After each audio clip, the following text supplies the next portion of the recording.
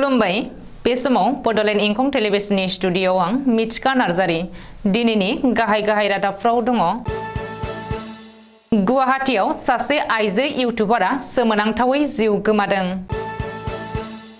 आनजादनि सोंथि बिलाइ भाइरेल खालामग्रा नाजमा बेगमखौ पुलिसा हमबाय। सनितपुराव 5.65 लाख नकल रांजों लोगोसे सासे हमजादों। धोरोम सिबिनायनि खान्थिया मोनसेयानो, बेवहाय दान्थे बिदान्थे जालायनो नाङा बुंदों बिस्वजित दैमारी। गसाइगाव महकुमा खुंथायनि दैदेननायाव इभिक्सन खालामदों। सोनाब क'क्राझार जिल्ला आमसुआ गोदान मावफुं आफाद दाबाय। तुर्की आरो सिरियायाव बांग्रिंजों थैनाय सुबुंनि अनजिमाया गासै 36,000निबो बांसिन जाहैबाय।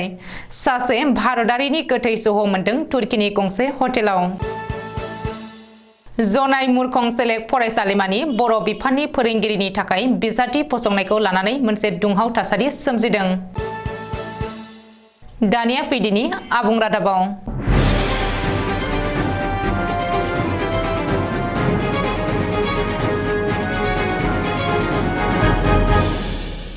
गुवाहाटी नोगोरमायाव सासे आइजो इउटुबारा सोमोनांथावै जिउ गोमादों। भारा न'आव बोखांनो हादों प्रियलिना नाथ मुंनि सासे आइजो इउटुबारनि सह'खौ।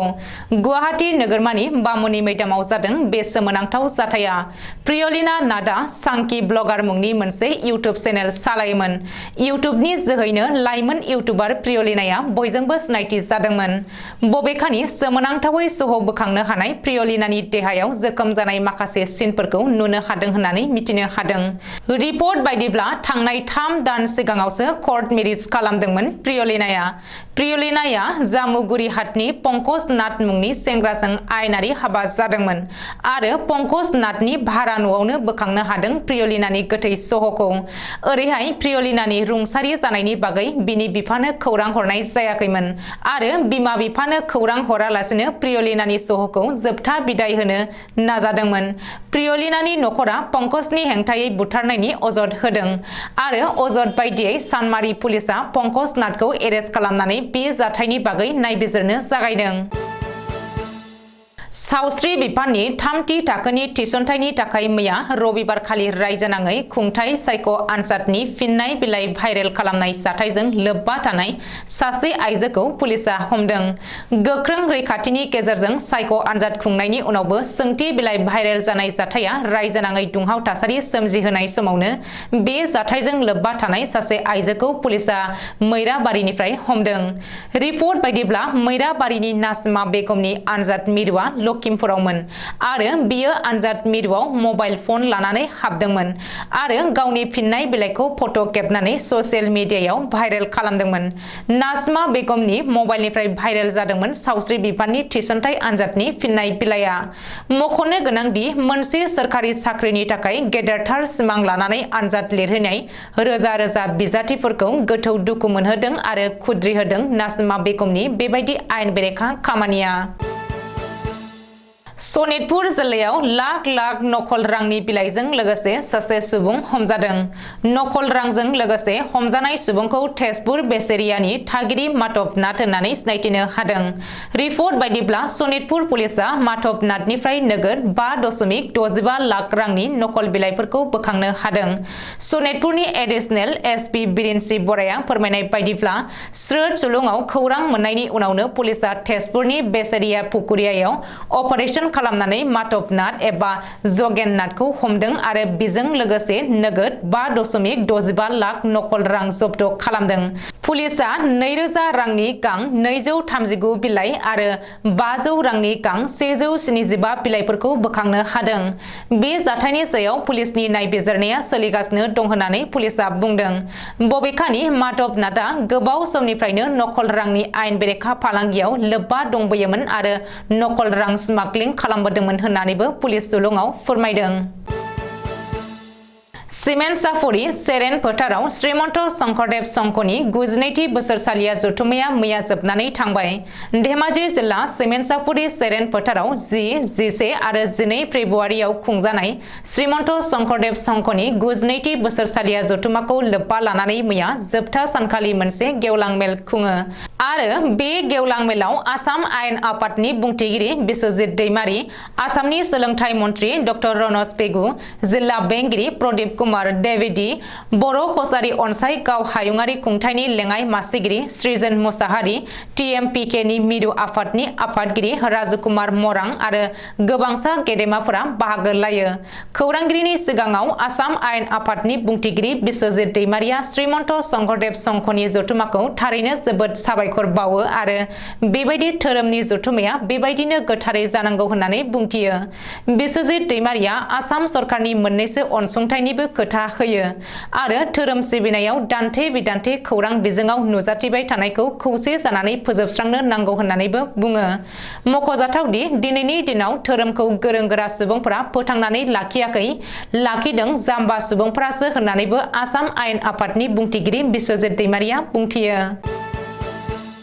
चिरांनि उनाव क'क्राझार जिल्लायाव खुंथायनि बुलडजार। क'क्राझार जिल्लानि गसाइगावआव आयेन बेरेखायै दखल खालामनायनि हेंथायै दिनै खुंथायनि बुलडजार सालायदों। गसाइगाव महकुमायाव सोरखारि हाखौ आयेन बेरेखायै दखल खालामनानै साहा आबाद मावनायखौ दिनै महकुमा खुंथाया इभिक्सन खालामदों।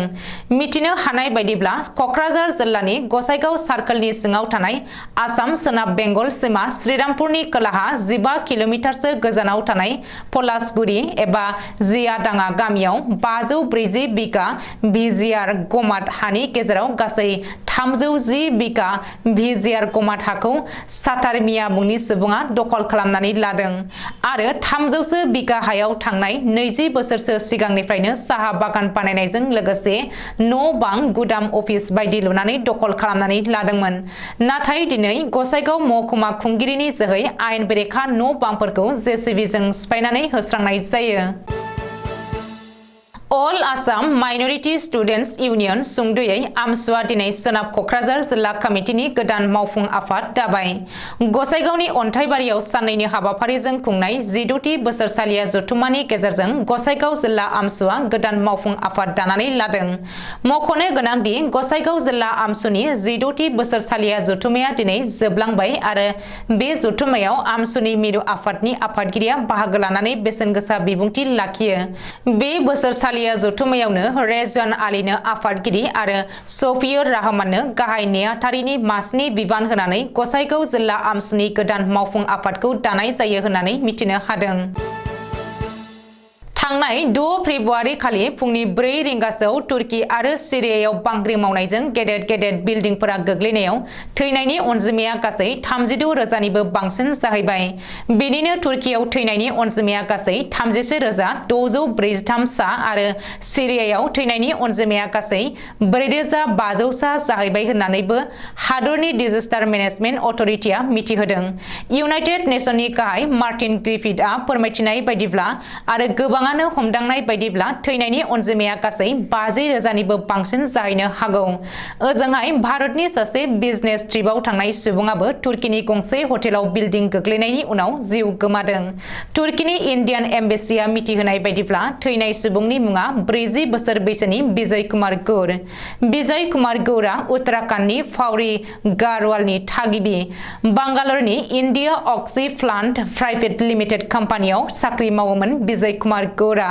नखरनिया मिथिहोनाय बायदिब्ला बिजय कुमार गौरा थांनाय 22 जानुवारि 2023आवनो तुर्कीयाव कम्पानिनि मोनसे बिजनेस ट्रिपआव थांदोंमोन आरो फैगौ 20 फेब्रुवारि 2023आव फैफिननो गोनांमोन। नाथाय 6 फेब्रुवारि खालि फैनाय बांग्रिंजों बिजय कुमार गौरा थैनो गोनां जाबाय। दिल्ली बिरखं गाथोननिफ्राय नखरनिया बिजयनि गोथै सहखौ लायगोन होननानै मिथिहोदों खौरांगिरिनि सिगाङाव। मिथिनो मोननाय बायदिब्ला मुरखं सेलेक्ट फरायसालिमायाव गोबां बोसोर बेथन गैयाजासे हरेन ब्रह्म मुंनि सासे फोरोंगिरिया फोरोंबोबाय थादोंमोन। नाथाय 13 फेब्रुवारियाव आसाम सरकारा सरकारि बिजाथि थिसननो आनजादनि सानखौ फोसावदोंमोन। फोसावथाय बायदियै सनाराम बसुमतारी मुंनि सुबुङा हरेन ब्रह्मजों लोगोसे आर'जलाइ होदोंमोन। मख'जाथावदि हरेन ब्रह्म मुंनि सुबुङा बेसेबा गोबावनिफ्राय बे फरायसालिमायाव बेसेन गैयाजासे फोरोंगिरि मावबोदोंमोन। दिनै आनजादनि थाखाय हरेन ब्रह्मनि हेंथायै गसंनो फैनाय सनाराम बसुमतारी मुंनि सुबुंखौ जनाय हालामनि जेसेबां माहारियारि आफाद दङ जयै सनाराम बसुमतारीखौ आनजादाव जिरायनो बादा होनायाव मानियैनि जाहोनाव होबथानाय हाबाफारि लादोंब्लाबो जाफुंसार जानो हायाखैसै। जनाय मुरखं सेलेक्ट फरायसालिमानि बर' बिफाननि फरायसाफोरा हरेन ब्रह्म सारखौ जोंनो नांगौ, सनाराम बसुमतारीखौ जोंनो नाङा, गोदान बिजाथि जोंनो नाङा बायदि बायदि स्लगान होनायाव जनाय पुलिस बिफाना हरेन ब्रह्म बिथांखौ हेफाजाब होफैनाय 4 सुबुंखौ हमनानै लाङो। आनजादाव जिरायनो होयैया डेम'क्रेटिक जायैनि थाखाय हेंथागिरिफोरखौ पुलिसा खायो आरो थासारिखौ सामलायनो हायो होननानै फोरमायथिदों। दिनैनि रादाबा एसेनोसै। गोजोन्थों।